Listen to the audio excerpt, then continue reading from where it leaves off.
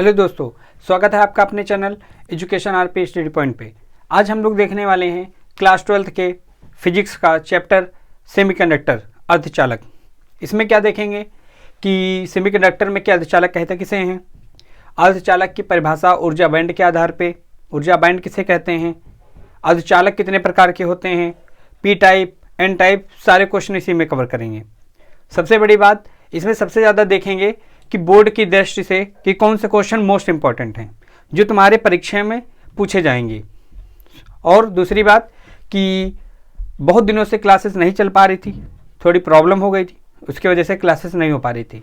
अब आपको regular class मिलेंगी और हर एक चैप्टर की थ्योरी से लेकर के आपको most important question, previous year question जितने भी आए हुए हैं वो देखेंगे।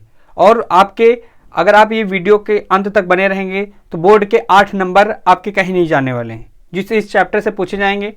जितना बताया जाएगा बोर्ड में इससे बाहर एक भी क्वेश्चन नहीं आएगा। तो फिर से स्वागत है आपका अपने channel education RP study point पे। अब देखेंगे इस चैप्टर के बारे में। चैप्टर क्या है? चैप्टर है आपका सेमीकंडक्टर अर्धचालक। अर्धचालक इसमें क्या देखेंगे?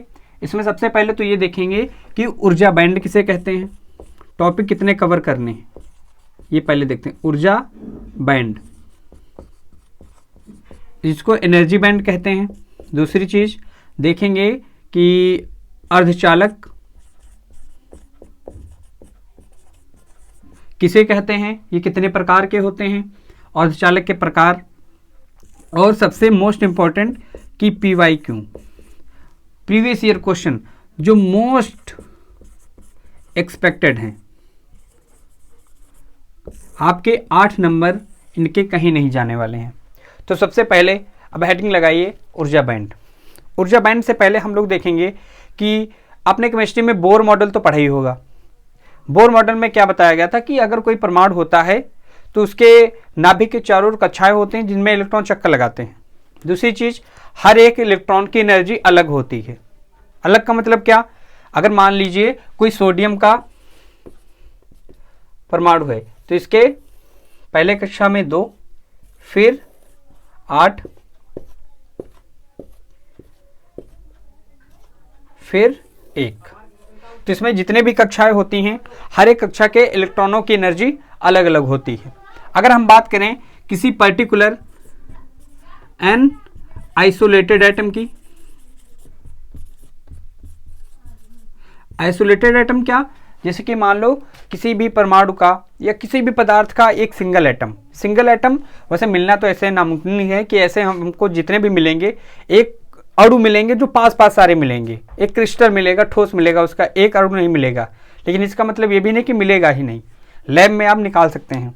अगर सिंगल परमाणु की बात करें तो हर एक इलेक्ट्रॉन की जो एनर्जी होगी वो उसके ऑर्बिट पे डिपेंड करती है कि वो कौन से ऑर्बिट में चक्कर लगा रहा है। तो इसके अकॉर्डिंग जो अगर किसी भी परमाणु के इलेक्ट्रॉन होते हैं उसके कक्षाओं, उसकी एनर्जी इलेक्ट्रॉन के कक्षाओं पर निर्भर करती है। और इनकी एनर्जी को एक सिंगल हम लाइन से ऐसे शो करते हैं, ऐसे सिंगल लाइन से ऐसे ड्रॉ करते हैं। ठीक है, इस चैप्टर में ज़्यादा थ्योरी में नहीं जाएंगे, सिर्फ इतना आपको बोर्ड की दृष्टि से जितना इंपॉर्टेंट होगा वो सारा कुछ बताया जाएगा। जैसा कि अब जैसे बताया, किसी भी आइसोलेटेड एटम का मतलब होता है एक सिंगल एटम। उसकी अगर बात करें तो उसके अगर किसी भी इलेक्ट्रॉन की हमको एनर्जी शो कराना है तो एक सिंगल लाइन से ही शो करेंगे। अगर आप बात करें किसी भी क्रिस्टल की, अब ये इसकी एनर्जी लाइन हो गई। अब बात करें इन क्रिस्टल, इन क्रिस्टल, क्रिस्टल का मतलब ठोस में अगर बात करें तो ठोस कैसे बनता है? अगर ये एटम बहुत पास पास आ जाते हैं, बहुत पास पास आने का मतलब 2 से 3 एंगस्ट्रॉम, 10⁻⁻10 इतनी पास आ जाते हैं बहुत सारे एटम। तो ऐसे एटम से मिलकर के जो भी बनता है उसको ठोस कहते हैं। ठीक है, अब क्या हुआ? अभी तक ये सिंगल एटम था, इसमें जो इलेक्ट्रॉन थे आकर्षित इसी से हो रहे थे, इनसे थोड़ा प्रतिकर्षित हो रहे थे। अब क्या हुआ कि इसमें जितने भी एटम होंगे पास पास आ गए, तो अब एटम पास में आए हैं तो इसके जितने भी इलेक्ट्रॉन होंगे उनकी एनर्जी डिस्टर्ब होगी। डिस्टर्ब होने का मतलब कि एग्जैक्ट ये नहीं कहेंगे कि बढ़ जाएगी एनर्जी, कि घट जाएगी एनर्जी, एनर्जी डिस्टर्ब होगी। डिस्टर्ब का मतलब क्या है कि जैसे इसके पास में अगर एक और आ गया ऐसे एटम, तो ये वाला इलेक्ट्रॉन अब इससे भी आकर्षित होगा, अगर इधर कोई है तो ये इससे भी आकर्षित होगा, और इनके जो इलेक्ट्रॉन होंगे उनको ये प्रतिकर्षित करेगा, वैसे ही इनको ये प्रतिकर्षित करेगा। अगर एग्जाम्पल के तौर पे देखें, मान लीजिए जैसे आप जहाँ पे रहते हैं, पहले सिंगल आपका घर था, कोई नहीं रहता था, तो आप 5 घंटे पढ़ाई कर रहे थे तो 5 ही घंटे करेंगे। मान लीजिए अब कोई आ गया आपके घर के पड़ोस में कोई रहने वाला, ठीक, अगर पड़ोस में रहने वाला आ गया, अगर आप 5 घंटे पढ़ते थे वो 12 घंटे पढ़ता है, अगर कोई अच्छा पढ़ने वाला है तो आपको समझाएगा, आपकी एनर्जी बढ़ जाएगी, 5 घंटे से आप 7 घंटे 10 घंटे भी पढ़ सकते हैं। इसी जगह अगर मान लीजिए कि आपका कोई पड़ोसी गधा फंस गया, उसमें क्या होगा, 5 घंटे पढ़ रहे थे तो आपको ऐसा सिखाया पढ़ाई लिखाई से कुछ नहीं होता, ये सब ऐसे ही खेल हैं, तो आप 5 घंटे जहाँ पढ़ रहे थे तो एनर्जी को 3 ही घंटे लगाएं पढ़ने में, तो ये होता है कि एनर्जी डिस्टर्ब होगी। एग्जैक्ट यही नहीं बता पाएंगे कि इसकी बढ़ेगी कि या घटेगी, डिस्टर्ब हो जाएगी। वैसे ही इनके इलेक्ट्रॉनों की एनर्जी हो जाती है डिस्टर्ब। अब क्या हुआ, अगर क्रिस्टल की बात करें तो एक ठोस बन गया, जैसे कि आप थर्माकोल देखे होंगे, इसमें छोटे छोटे छोटे छोटे लगे होते हैं, उनको एक आइटम समझिए। ठोस में क्या होता है, आइटम जो ठोस में हर एक आइटम की यूनिक पोजीशन होती है, सबसे अलग स्थान होता है। जैसे कि मान लीजिए कि एक आइटम यहाँ पे है, इसके इधर 2 आइटम है, इधर 10 आइटम है। इधर वाले आइटम की बात करें, बगल वाली एग्जैक्ट एक जैसी पोजीशन नहीं, अब इसके इधर 3 है, इसके इधर 9 है, ऊपर कुछ और होंगे, नीचे कुछ और होंगे। तो इसका मतलब क्या है, ठोस में हर एक एटम की जो पोजीशन होती है वो यूनिक होती है। ठीक है, एटम की पोजीशन तो यूनिक होगी, यूनिक का मतलब अलग होती है सबसे, एक जैसी कभी भी नहीं होगी, एग्जैक्ट नहीं होगी, थोड़ी बहुत हो सकती है। अगर एटम की एक जैसी पोजीशन नहीं है तो एटम के हर एक इलेक्ट्रॉन की भी एक जैसी पोजीशन नहीं होगी।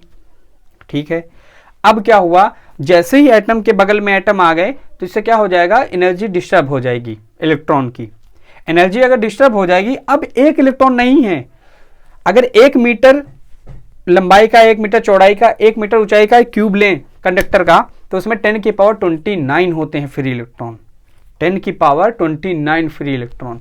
तो इतने इलेक्ट्रॉन जब आ जाते हैं तो वहां पे इलेक्ट्रॉनों की एनर्जी कैसे शो कराएंगे, इलेक्ट्रॉनों की एनर्जी ऐसे ऐसे, इतने इलेक्ट्रॉन ही हो गए हैं ऐसे। अब इनके इलेक्ट्रॉन, जो इलेक्ट्रॉन थे, इनकी एनर्जी कैसे शो होगी, एक, अब ये एक लाइन से नहीं शो कर रहे हैं, अब ये क्या होगी, एक बैंड जैसा रूप ले लिया है इसने, बैंड, और ये एनर्जी का बैंड है, तो इसी को क्या कहते हैं, एनर्जी बैंड, ऊर्जा बैंड।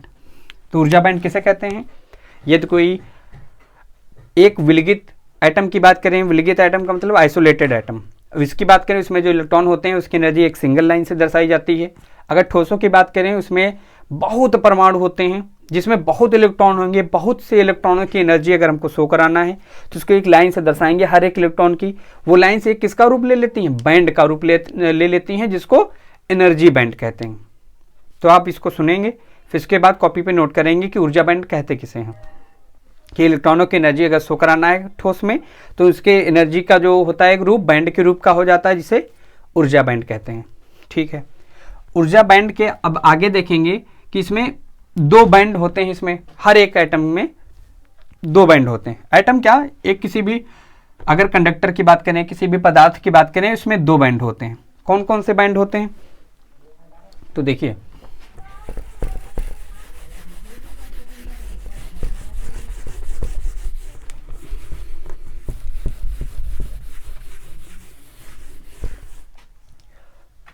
क्वेश्चन आता है ठोसों में ऊर्जा बैंड,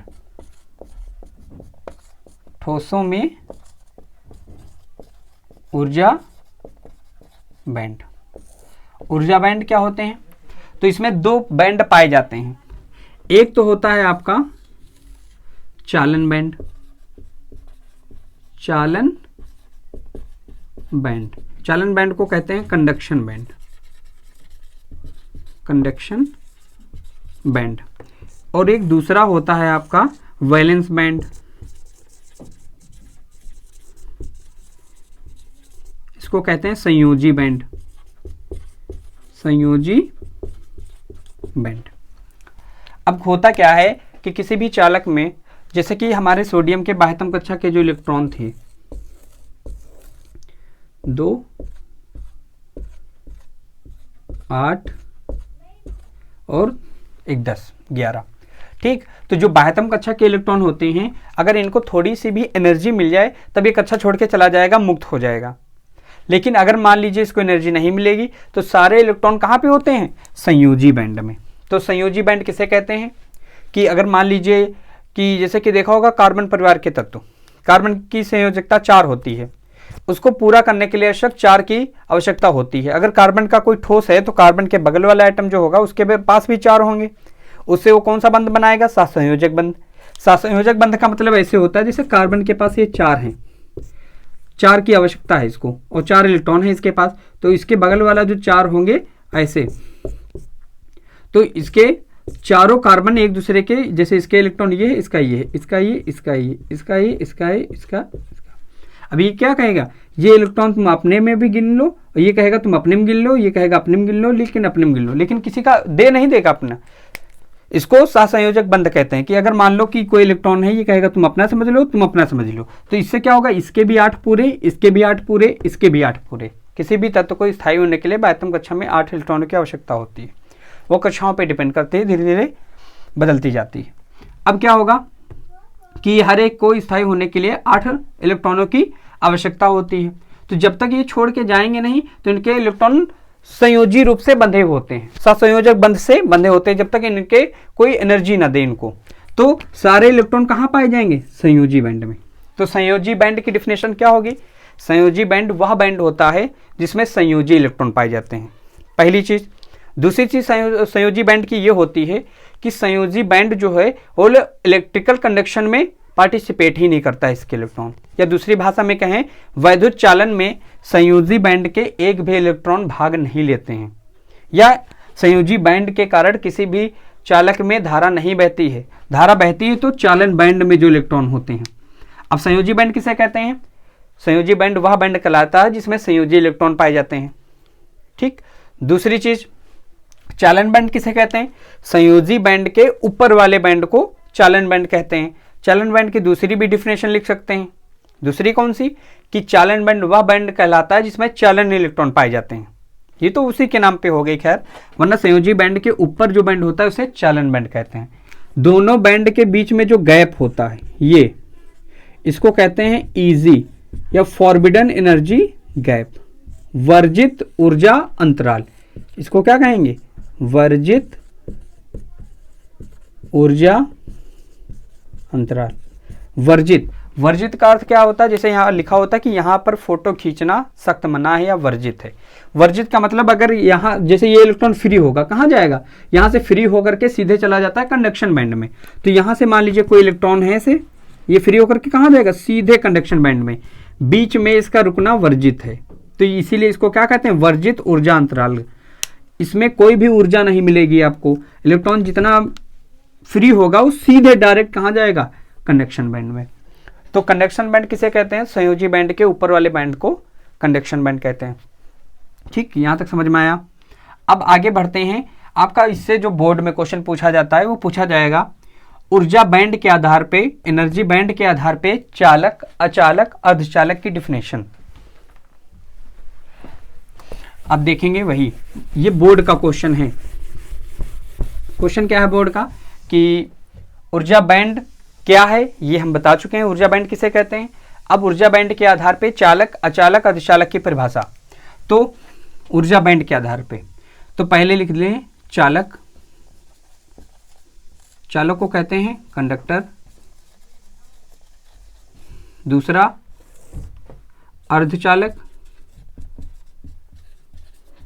सेमीकंडक्टर। तीसरा अचालक, इंसुलेटर। इंसुलेटर, ठीक। अब देखेंगे चालक। चालक किसे कहते हैं? तो ये आपका हो गया चालन बैंड, ये हमारा हो गया संयोजी बैंड, ये हमारा हो गया चालन बैंड, ये चालन बैंड के इलेक्ट्रॉन हो गए। कभी कभी ये होता है कि ऐसे यहाँ तक हो जाता है ये, ठीक। चालन बैंड में क्या होता है, ये होता है कंडक्शन बैंड, चालन बैंड, ये होता है वैलेंस बैंड, संयोजी बैंड। चालक किसे कहते हैं?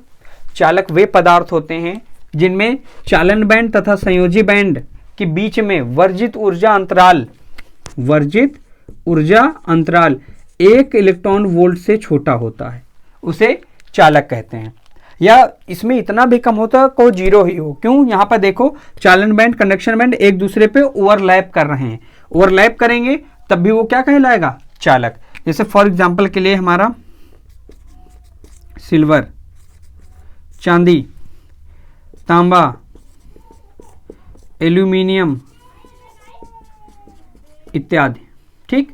और अगर अर्धचालक की बात करें, अर्धचालक वे पदार्थ होते हैं जिनमें चालन बैंड और संयोजी बैंड के बीच का वर्जित ऊर्जा अंतराल गैप 3 इलेक्ट्रॉन वोल्ट से कम हो। अगर 3 इलेक्ट्रॉन वोल्ट से कम है तो हमारा क्या कहलाएगा? अर्धचालक। और चालक में एक चीज याद रखना, इसके जो चालन बैंड होते हैं ये आंशिक रूप से भरे होते हैं, 1-2 इलेक्ट्रॉन इसमें होते हैं पहले से ही, क्योंकि रूम टेम्परेचर पे कुछ बहुत बॉन्ड टूट जाते हैं जिसके इलेक्ट्रॉन यहाँ पे आ जाते हैं, ठीक। अर्धचालक की बात करें, अर्धचालक में बहुत से इलेक्ट्रॉन भरे होते हैं इसमें। यहां समझने वाली बात आएगी जो बोर्ड में पूछेगा क्वेश्चन। ये हमारा हो गया अर्धचालक। अर्धचालक में क्या होता है कि इसके चालन बैंड में इलेक्ट्रॉन हो भी सकते हैं और नहीं भी हो सकते हैं। जैसे कि बात करें, पहली चीज तो अर्धचालक की डिफिनेशन ऊर्जा बैंड के आधार पे, अर्धचालक वे पदार्थ होते हैं जिनके चालन बैंड तथा संयोजी बैंड के बीच का वर्जित ऊर्जा अंतराल 3 इलेक्ट्रॉन वोल्ट से कम होता है, अर्धचालक कहलाते हैं। जैसे कि हमारा सिलिकॉन और जर्मेनियम, ये 2 ही आपको पढ़ने हैं इस बुक में। दूसरी चीज, इसमें इलेक्ट्रॉन हो भी सकते हैं और नहीं भी हो सकते हैं। इसका क्या कारण है? तो अगर देखें हम 0 केल्विन की बात करें, इसको क्या कहते हैं? परम शून्य ताप, एब्सोल्यूट टेम्परेचर। परम शून्य ताप पर ओके नहीं लिखा है, 0 केल्विन। 0 केल्विन, 0 केल्विन पे जितने इलेक्ट्रॉन होते हैं ये टाइटली बॉन्डेड होते हैं, ये एक भी इलेक्ट्रॉन फ्री नहीं होता है। तो उस कंडीशन में कि यहाँ पर कोई भी इलेक्ट्रॉन नहीं पहुंच पाता है चालन बैंड में। अगर कोई भी इलेक्ट्रॉन चालन बैंड में नहीं पहुंचेगा तो इसमें धारा प्रवाहित नहीं होगी। ये हम जानते हैं कि धारा प्रवाहित या इलेक्ट्रिकल कंडक्शन के लिए, इलेक्ट्रिक करंट के लिए हमारे जो भी उत्तरदायी होते हैं वो होते हैं चालन बैंड, कि अगर चालन बैंड में इलेक्ट्रॉन है तभी धारा बहेगी। संयोजी बैंड से हमारा कोई लेन देन नहीं होता है। जैसा कि भी पीछे बताया कि संयोजी बैंड के जो इलेक्ट्रॉन होते हैं वो धारा प्रवाहित करने में कोई भी सहयोग नहीं देते हैं। धारा प्रवाहित होती है चालन बैंड के इलेक्ट्रॉनों के द्वारा। अब क्या होगा, इसमें तो कोई इलेक्ट्रॉन है नहीं। 0 केल्विन पे क्या होता है, ये सभी टाइटली बॉन्डेड होते हैं, एक भी फ्री नहीं होंगे कि वहां पहुंचे। तो इसका मतलब क्या है, 0 केल्विन पे जो हमारा सेमीकंडक्टर होता है, सेमीकंडक्टर होता है वो एज अ इंसुलेटर की तरह बिहेव करने लगता है। कि अगर हम 0 केल्विन की बात करें तो 0 केल्विन पर अर्धचालक अचालक की भांति व्यवहार करता है, अचालक की भांति व्यवहार करता है। तो पहला क्वेश्चन कि अर्धचालक क्या अचालक के भांति व्यवहार करता है? हाँ करता है। कब? जब हम 0 डिग्री सेल्सियस पे 0 डिग्री केल्विन की बात करें तो उस कंडीशन में जितने भी संयोजी इलेक्ट्रॉन होते हैं वो टाइटली बॉन्डेड होते हैं, दृढ़तापूर्वक बंधे होते हैं, जिसके कारण एक भी इलेक्ट्रॉन चालन बैंड में नहीं पहुंच पाता है, जिसके कारण धारा का प्रवाह नहीं होता है। इस कंडीशन में अर्धचालक अचालक के भांति व्यवहार करते हैं।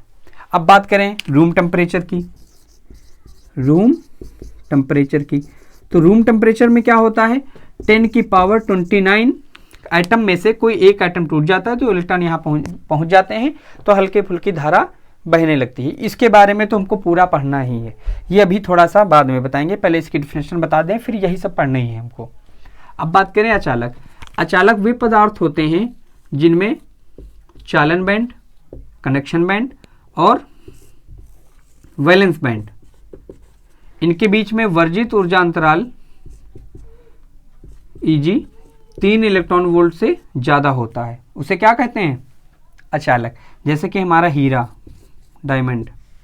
दूसरी चीज लकड़ी, प्लास्टिक, इत्यादि, ये सब होते हैं जितने अचालक होते हैं जिनमें धारा का प्रवाह नहीं होता है, तो वो अचालक होते हैं।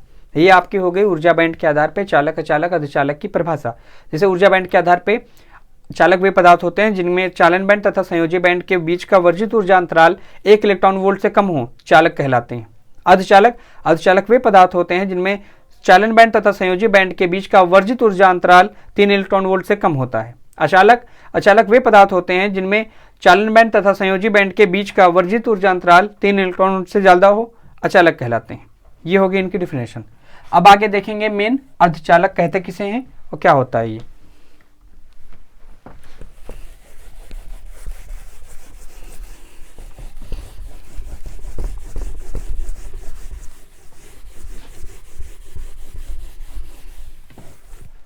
अब मेन क्या देखेंगे कि अर्धचालक के बारे में, सेमीकंडक्टर के बारे में।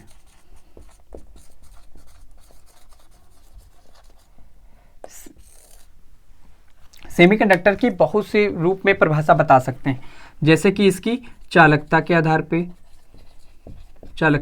पे, इसमें मुक्त इलेक्ट्रॉन के आधार पे, इसमें प्रतिरोध के आधार पे, और इसकी ऊर्जा बैंड के आधार पे। इतनी डिफिनेशन बता सकते हैं। जैसे चालकता के आधार पे कहे कि अर्धचालक की परिभाषा बताओ, तो अर्धचालक वे पदार्थ होते हैं जिनकी चालकता चालकों से कम, अचालकों से ज्यादा होती है, अर्धचालक कहलाते हैं। चालकता होगी। मुक्त इलेक्ट्रॉन, अचालक वे पदार्थ होते हैं जिनमें मुक्त इलेक्ट्रॉनों की संख्या चालकों से कम तथा अचालकों से ज्यादा होती है।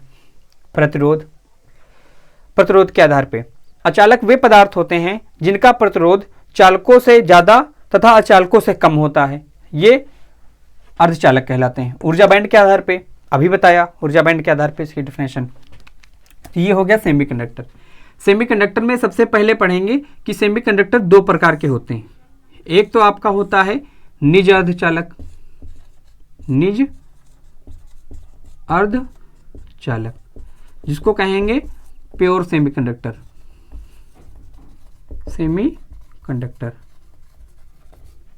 प्योर सेमीकंडक्टर, या इसको और भी कह सकते हैं कि शुद्ध अर्धचालक। इसका दूसरा नाम भी है शुद्ध अर्धचालक, प्योर सेमीकंडक्टर। इंट्रिंसिक सेमीकंडक्टर भी कहते हैं। एक होता है बाह्य अर्धचालक, बाह्य अर्धचालक, ये दो प्रकार, बाह्य अर्धचालक एक्सट्रिंसिक या इम्प्योर। अब इसमें से सबसे पहले देखेंगे निज अर्धचालक।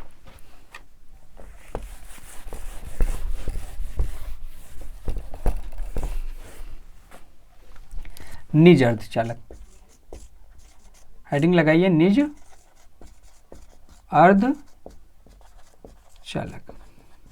निज अर्धचालक किसे कहते हैं?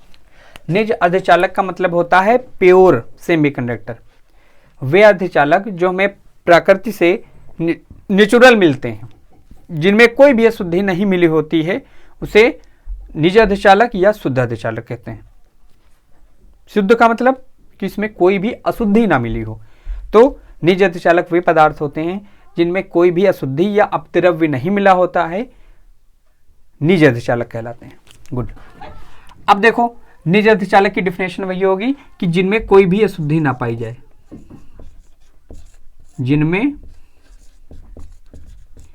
कोई भी अशुद्धि ना मिली हो, उन्हें कहते हैं निज अर्धचालक। ठीक है। फॉर एग्जाम्पल के लिए सिलिकॉन, जर्मेनियम जो नेचुरल रूप से मिलते हैं, जैसे कि देखिए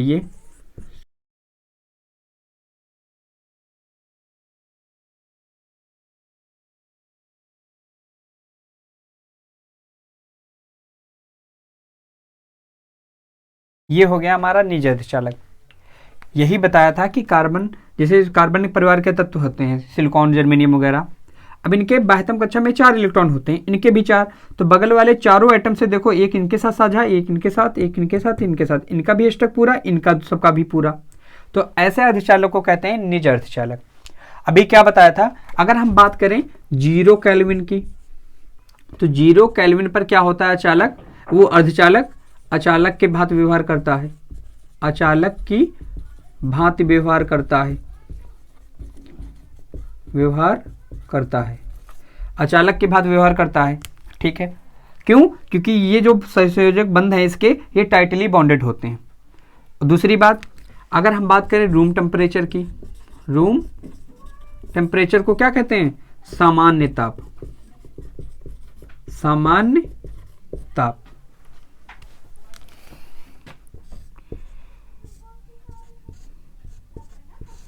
ठीक, सामान्य ताप, सामान्य ताप होता कितना है? 27 डिग्री सेल्सियस या 300 केल्विन। इस सामान्य ताप में क्या होता है कि इनके 10 की घात 29 में से कोई एक बंध टूट जाता है।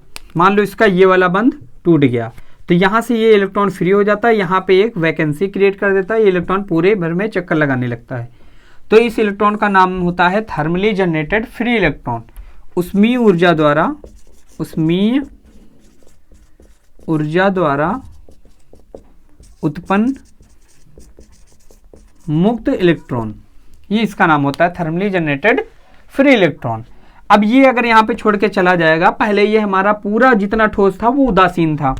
उदासीन का मतलब क्या होता है कि जितने प्लस उतने माइनस। अगर इलेक्ट्रॉन यहाँ से छोड़ के चला गया तो यहाँ पे क्या बच गया? Plus.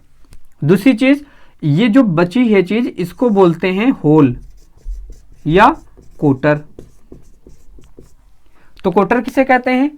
Vacancy due to thermally generated free electron is called hole. उसमें ऊर्जा द्वारा उत्पन्न मुक्त इलेक्ट्रॉन के द्वारा जो यहाँ पे रिक्त स्थान एक उत्पन्न हो गया, इसको कहते हैं कोटर। कोटर पे धनावेश होता है, कोटर पे उतना ही धनावेश होता है जितना कि इलेक्ट्रॉन पे ऋण आवेश होता है। क्यों? क्योंकि उदासीन थे, जितना प्लस होगा उतना माइनस होगा, तभी न्यूट्रल हो पाएगा। तो इस पे क्या होता है? प्लस चार्ज होता है।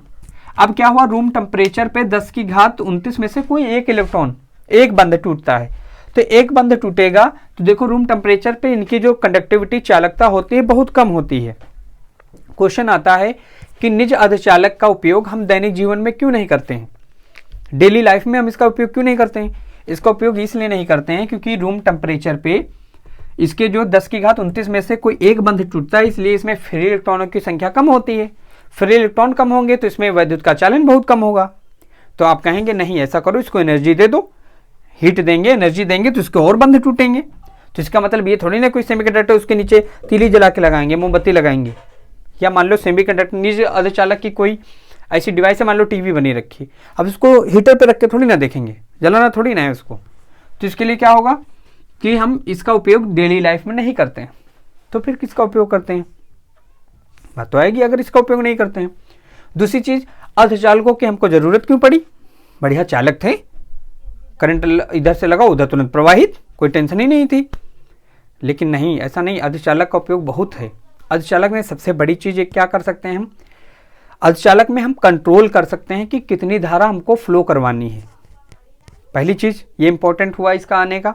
दूसरी चीज, अर्धचालक हमारे लिए क्यों इंपॉर्टेंट है?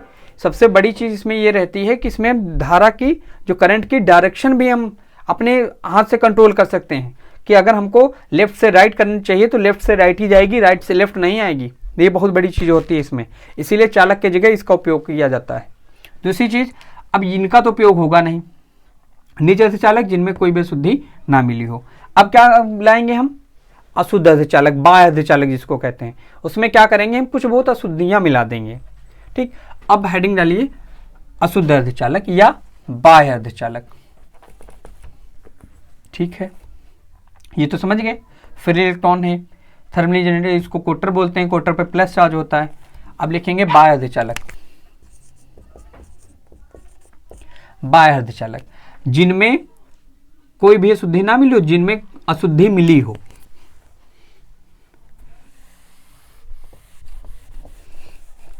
जिनमें अशुद्धि मिली हो, जिनमें अशुद्धि मिली हो, उसको क्या कहते हैं? बाह्य अर्धचालक। ठीक है,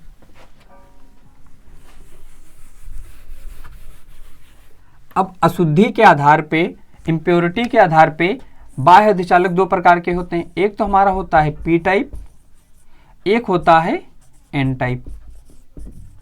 पी टाइप किसे कहते हैं? पी टाइप अर्धचालक वो होते हैं, जैसे कि पहले तो लिखना है बाह्य अर्धचालक किसे कहते हैं।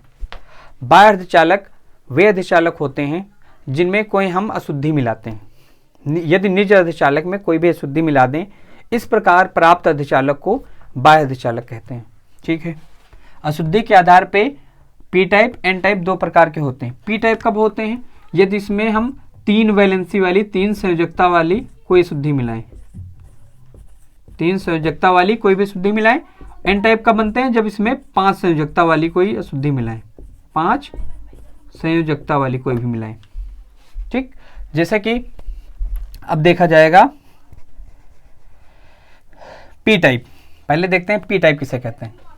तो बाह्य अर्धचालक का में भी कौन सा? P type. ठीक है।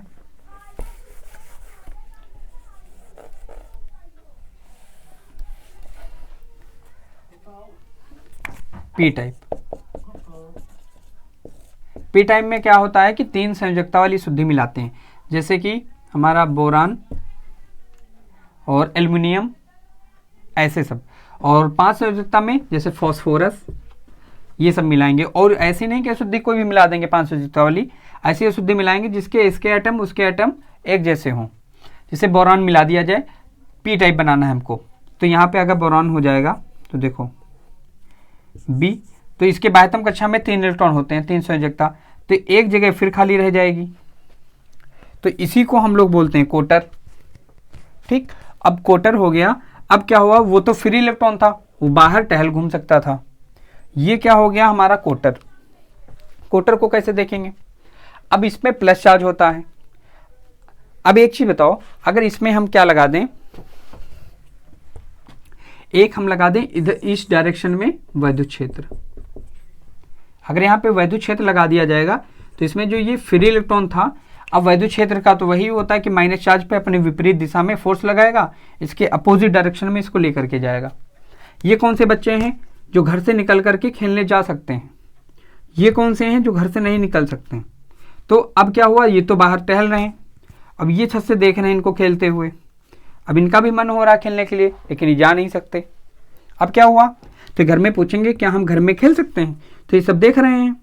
अभी पहली चीज, वैद्युत क्षेत्र इस डायरेक्शन में है तो इलेक्ट्रॉनों पर इसके विपरीत फोर्स लगेगा। अब ये सब खेलते घर में खेलने लगे, खेलते खेलते ये वाला इलेक्ट्रॉन मान लो यहाँ पर चला आया, तो यहाँ से इलेक्ट्रॉन यहाँ पहुँच गया, तो ये वैकेंसी खत्म होकर के ये इलेक्ट्रॉन यहाँ बन गया, अब वैकेंसी एक यहाँ बन गई।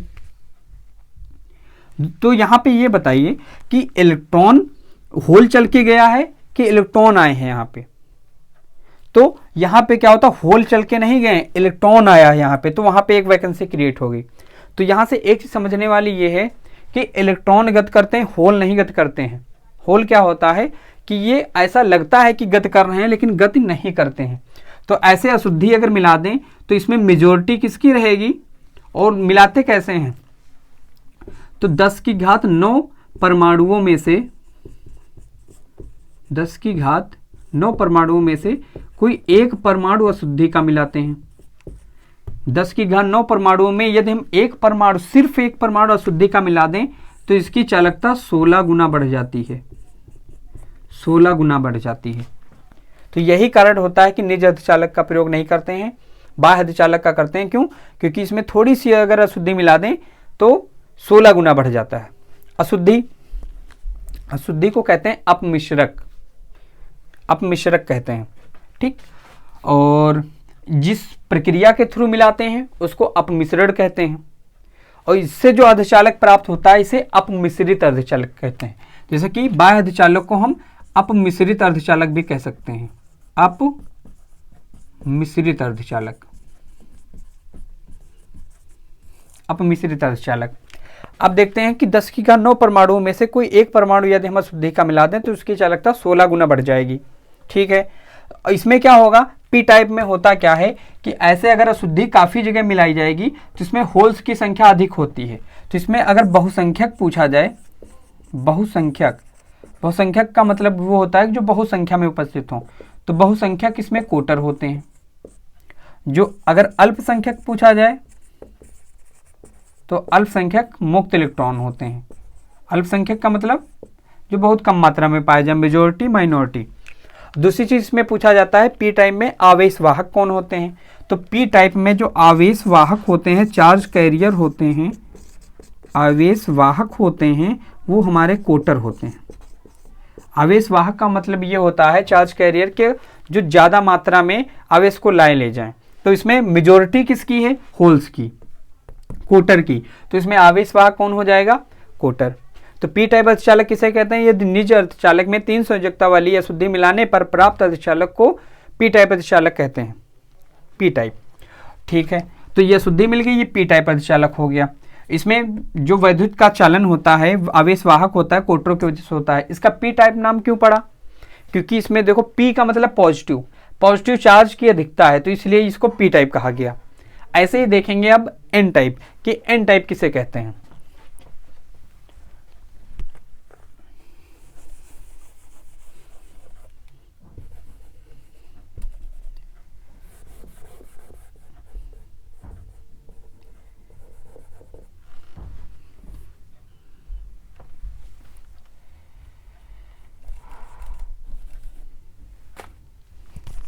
अब देखें एन टाइप।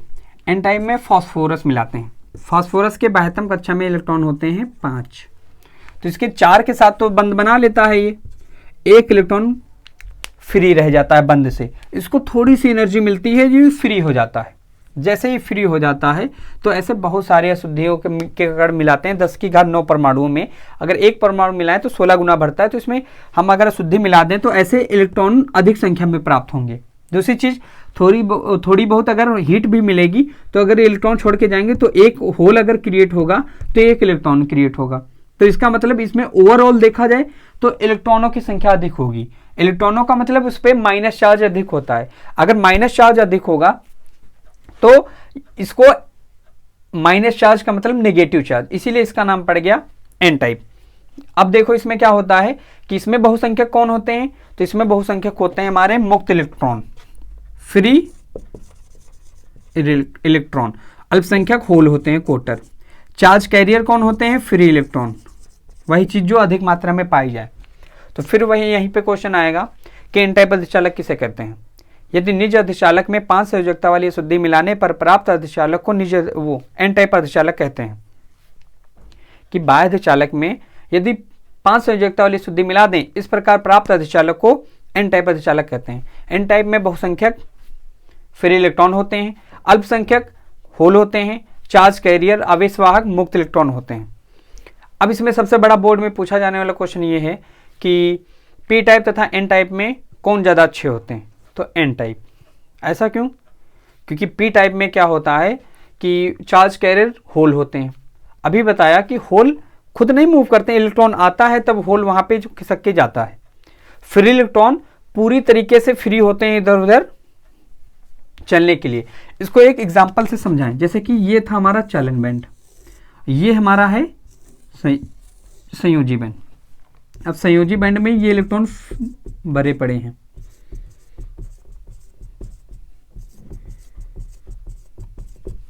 अब क्या होगा, अब जैसे कि उनको थोड़ी सी हीट मिली तो ये इलेक्ट्रॉन यहां से छोड़ करके डायरेक्ट यहां पे अपीयर होगा, या यहाँ पे अपीयर होगा।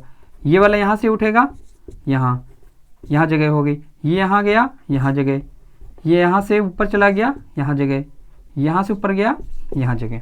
अब ये वाले जो इलेक्ट्रॉन होते हैं इनको कहते हैं फ्री इलेक्ट्रॉन, जो तुम्हारे कंडक्शन बैंड में है, चालन बैंड में फ्री इलेक्ट्रॉन। इनको कौन से इलेक्ट्रॉन कहते हैं, इनको कहते हैं वैलेंस इलेक्ट्रॉन, या वैलेंस बैंड में जो पाए जाते हैं। अब क्या होगा, वो तो फ्री हैं, ये पूरी तरीके से फ्री हैं, कैसे भी गत करें। ये होल्स क्या करते हैं, फिर वही चीज़, अगर वैद्युत क्षेत्र इस डायरेक्शन में लगा है तो ये इलेक्ट्रॉन विपरीत डायरेक्शन में जाएंगे। अब ये इसकी जगह आ जाएगा इलेक्ट्रॉन, यहाँ पे एक जगह बन जाएगी, ये इसकी जगह आ जाएगा तो यहाँ पे एक जगह, ये इलेक्ट्रॉन यहाँ आ जाएगा तो ये यहाँ जगह, इलेक्ट्रॉन यहाँ आ गया, जगह यहाँ बन गई, ये इलेक्ट्रॉन यहाँ आ गया, जगह यहाँ पे बन गई। तो इसका मतलब क्या है, देखो होल्स मूव नहीं कर रहे हैं, इलेक्ट्रॉन जा रहे हैं, होल्स ऐसा लग रहा है कि गत कर रहे हैं, लेकिन होल्स नहीं, होल्स अपनी जगह हैं। इलेक्ट्रॉन वहाँ जाता है, यहाँ पे एक वैकेंसी क्रिएट कर देता है। तो यहाँ से एक चीज़ तो समझ में आई कि जो होल्स होते हैं उनकी कंडक्टिविटी या चालकता बहुत कम होती है इलेक्ट्रॉन की अपेक्षा। इलेक्ट्रॉन ज़्यादा अधिक तेजी से गति कर सकते हैं। अगर अधिक तेजी से गति करेंगे तो उसमें वैद्युत का चालन बहुत तेज होगा। तो इसलिए क्या होगा कि एन टाइप बहुत अच्छे होते हैं पी टाइप की अपेक्षा। जैसे कि इसको एक एग्जाम्पल से समझें, अगर घर में कोई काम हो रहा है, हम 2 लेबर लगाए हुए हैं, दोनों की मजदूरी सेम है। अब एक यहां से वहां तक ईंटें ले जा रहा 5, उतनी देर में दूसरा लेबर 2 बार लाके रख करके फिर लेके चला जाता है। तो दोनों लेबरों में ये वाला ज़्यादा अच्छा है। क्यों? उतने ही समय में डबल कार्य कर रहा है, रुपया दोनों का सेम पड़ रहा है। तो वैसे ही इनका काम होता है कि पी टाइप एन टाइप में एन टाइप ज़्यादा अच्छे होते हैं। क्यों? क्योंकि इनकी चालकता बहुत अच्छी होती है। चालकता अच्छी होने का मतलब इसमें मुक्त इलेक्ट्रॉन होते हैं, चार्ज कैरियर, आवेशवाहक। तो इलेक्ट्रॉन की चालकता बहुत तेज होती है कोटरों की अपेक्षा, इसलिए एन टाइप बहुत अच्छे होते हैं। ये हो गया एन टाइप, ये पी टाइप। अब देखेंगे कि इनमें से क्वेश्चन क्या पूछे जाते हैं बोर्ड के लिए, सबसे इंपॉर्टेंट। तो इसमें पहला क्वेश्चन है, ऊर्जा बैंड क्या है? चालक, अचालक और अर्धचालक में अंतर स्पष्ट कीजिए। तो ऊर्जा बैंड अभी बता चुके हैं। ऐसे किसी सिंगल परमाणु की बात करेंगे तो उसमें जो इलेक्ट्रॉन की ऊर्जा एक सिंगल लाइन से दर्शाई जाती है। क्रिस्टल की बात करें तो एक ऊर्जा का स्तर बन जाता है, जिसे बैंड का रूप ले लेता है, जिसे ऊर्जा बैंड कहते हैं। ऊर्जा बैंड के आधार पर चालक, अचालक, अर्धचालक में अंतर बताना है।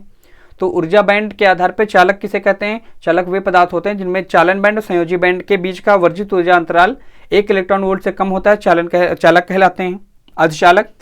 अर्धचालक वे पदार्थ होते हैं जिनमें चालन बैंड और संयोजी बैंड के बीच का वर्जित ऊर्जा अंतराल गैप 3 इलेक्ट्रॉन वोल्ट से कम होता है। अचालक किसे कहते हैं? अचालक वे पदार्थ होते हैं जिनमें चालन बैंड और संयोजी बैंड के बीच का वर्जित ऊर्जा अंतराल 3 इलेक्ट्रॉन वोल्ट से ज्यादा होता है। दूसरा है कोटर किसे कहते हैं या किस प्रकार व्यवहार करता है? कोटर उसमें ऊर्जा द्वारा उत्पन्न मुक्त इलेक्ट्रॉन के कारण जो एक रिक्त स्थान रह जाता है उसे कोटर कहते हैं। कोटर किस प्रकार व्यवहार करता है? तो कोटर एक धन आवेश की तरह व्यवहार करता है। ठीक है। ठोसों में उपस्थित ऊर्जा बैंडों के नाम एवं परिभाषाएं। ठोसों में 2 ऊर्जा बैंड उपस्थित होते हैं, एक चालन बैंड, एक संयोजी बैंड। चालन बैंड किसे कहते हैं? संयोजी बैंड वह बैंड होता है जिसमें संयोजी इलेक्ट्रॉन पाए जाते हैं, जिसके इलेक्ट्रॉन वैद्युत धारा में कोई भी भाग नहीं लेते हैं। और दूसरा चालन बैंड संयोजी बैंड के ऊपर वाले बैंड को चालन बैंड कहते हैं। चालन बैंड के इलेक्ट्रॉन वैद्युत धारा में सहायक होते हैं। अर्धचालक क्या है? निज अर्धचालक और बाह्य अर्धचालक में अंतर। अर्धचालक किसे कहते हैं? अर्धचालक वे पदार्थ होते हैं जिनकी चालकता चालकों से कम तथा चालकों से ज्यादा होती है। निज और बाह्य में अंतर। प्योर और इम्प्योर में क्या अंतर है? प्योर जिसमें अशुद्धि ना मिली हो, इम्प्योर जिनमें अशुद्धि मिली हो, ये अंतर हो गया। ऊर्जा बैंड के अंतराल पे चालक, अचालक, अर्धचालक में अंतर, ये तो बता ही चुके हैं अभी डिफिनेशन से। इसमें 1 इलेक्ट्रॉन वोल्ट से कम, अर्धचालक में 3 इलेक्ट्रॉन वोल्ट से कम और अचालक में 3 इलेक्ट्रॉन वोल्ट से ज्यादा। एन टाइप अर्धचालक क्या है? इसकी रचना समझाइए। पी टाइप अर्धचालक क्या है? इसकी रचना ये बता ही चुके हैं। N type, P type. अपमिश्रित अर्धचालक क्या होते हैं? बाह्य अर्धचालक को अपमिश्रित अर्धचालक कहते हैं जिसमें कोई शुद्धि मिली हो। अर्धचालक की चालकता पर अपमिश्रण तथा ताप के प्रभाव को स्पष्ट कीजिए। हाँ, ये क्वेश्चन ठीक है। अगर क्या है कि अपमिश्रित अर्धचालक की चालकता पर अपमिश्रण का मतलब होता है अगर उसमें कोई अशुद्धि मिला दें तो इससे अर्धचालक पर क्या प्रभाव पड़ेगा। अभी बताया, अशुद्धि मिलाने पर क्या होता है? 10 की घात 9 परमाणुओं में अगर एक परमाणु में अशुद्धि का मिला दे तो उसकी चालकता 16 गुना बढ़ जाती है। इसका मतलब अपमिश्रण मिलाने पर अर्धचालक की चालकता बढ़ जाती है। दूसरा है ताप के प्रभाव को स्पष्ट कीजिए। टेम्परेचर अभी बताया था, अगर उसको टेम्परेचर देंगे तो ये और बॉन्ड टूटेंगे, और बॉन्ड टूटेंगे तो क्या होगा कि यहां से और इलेक्ट्रॉन निकलेंगे तो चालकता बढ़ जाएगी। तो ये भी क्वेश्चन हो गया कि अपमिश्रण से चालकता बढ़ती है। ताप के प्रभाव को भी स्पष्ट कीजिए, तो ताप के प्रभाव से भी चालकता बढ़ती है। ये आपके सारे क्वेश्चन है बोर्ड में जितने पूछे जाएंगे, ये क्वेश्चन सारे करवा दिया है। अगर आप यहाँ तक पूरी क्लास देखेंगे तो आपके 8 नंबर पक्के हैं बोर्ड के। तो ऐसे ही आपको वीडियो अब लगातार मिलेंगी जिसमें आपको चैप्टर की थ्योरी कराएंगे। वैसे इतना तो नहीं हो पाएगा, लेकिन थ्योरी क्योंकि आपको टारगेट बैच चलाना है, हम ये मान के चलेंगे पूरे साल भर आपने पढ़ी है थ्योरी। अब इसके मोस्ट इंपॉर्टेंट क्वेश्चन होंगे जो प्रीवियस ईयर सारे होंगे। अगर आपके मान लीजिए कि फिजिक्स के 10 क्वेश्चन आ रहे हैं, 10 क्वेश्चन में से 8 से 9 क्वेश्चन आपको यहीं से मिलेंगे। 1-2 क्वेश्चन बनाएगा वो, हो सकता है अगर आप इसको मन से पढ़ेंगे तो वो भी आपसे सॉल्व हो जाएंगे। तो आपको ये क्लास लास्ट तक देखनी है, जैसे कि आपको पेपर में कोई भी दिक्कत ना हो, जितने भी क्वेश्चन हो इस चैप्टर के आप आसानी से कर सकते हैं। अगर आपको वीडियो अच्छी लगी हो तो लाइक एंड सब्सक्राइब जरूर करें। धन्यवाद। जय हिंद।